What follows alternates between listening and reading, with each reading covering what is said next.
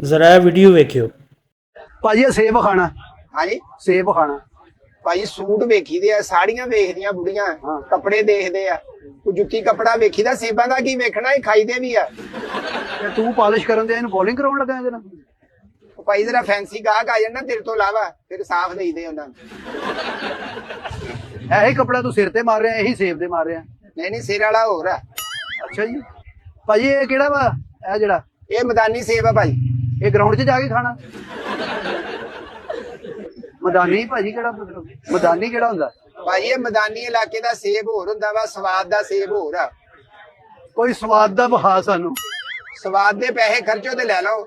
ਸਵਾਦ ਇਹ ਭਾਜੀ ਇਹ ਜਿਹੜਾ ਇਹਦਾ ਜੂਸ ਬਣਾਈਦਾ ਨਾ, ਆਓ ਭਾਈ ਇਹ ਜੂਸਰ ਹੈਗਾ, ਜੂਸ ਇਹ ਬਣਾਈ। ਗ੍ਰੀਨ ਬੜਾ ਅੱਛਾ ਹੈ। ਡੈਂਗੀ ਸ਼ੈਂਗੀ ਜਿਹਨੂੰ ਹੋਇਆ ਹੋਵੇ ਨਾ ਉਹਨੂੰ ਇਹ ਦਿੰਦੇ ਆ। ਚੱਲ ਇਹਦੇ ਚਾਰਜ ਉਹਨੂੰ ਡੈਂਗੀ ਕਰਾ ਨਾ ਲਈ। ਨਹੀਂ ਸਾਦਾ ਮੈਂ ਹੀ ਪੀ ਵੈਸੇ ਲਈ ਕਹਿੰਦਾ ਜੂਸ। ਚਲੋ ਇਤਲਾਹ ਤੇ ਹੋਣੀ ਚਾਹੀਦੀ ਨਾ ਕਿ ਇਹ ਸੇਬ ਜਿਹੜਾ ਨਾ ਡੈਂਗੀ ਹੁੰਦਾ, ਜਿਹੜਾ ਉਹ ਰਾਤ ਦਿਨੇ ਜੂਸ ਕੱਢ ਪੀਵੇ, ਉਹਦਾ ਇਲਾਜ ਹੀ ਇਹ ਆ। ਇਹਦੇ ਚ ਭਾਈ ਜੂਸ ਕੱਢ ਕੇ ਹਲਕਾ ਜਿਹਾ ਨਿੰਬੂ ਪਾ ਕੇ ਪੀਓ, ਇਹਨਾਂ ਡੈਂਗੀ ਤੁਹਾਡੇ ਲਾਗੇ ਨਹੀਂ ਲੱਗਦਾ। ਨਾਲੇ ਤੈਨੂੰ ਡੈਂਗੀ ਨੇ ਕੀ ਕਹਿਣਾ, ਤੇਰਾ ਤੇ ਛੋਟਾ ਭਰਾ ਲੱਗਣ ਡਿਆ।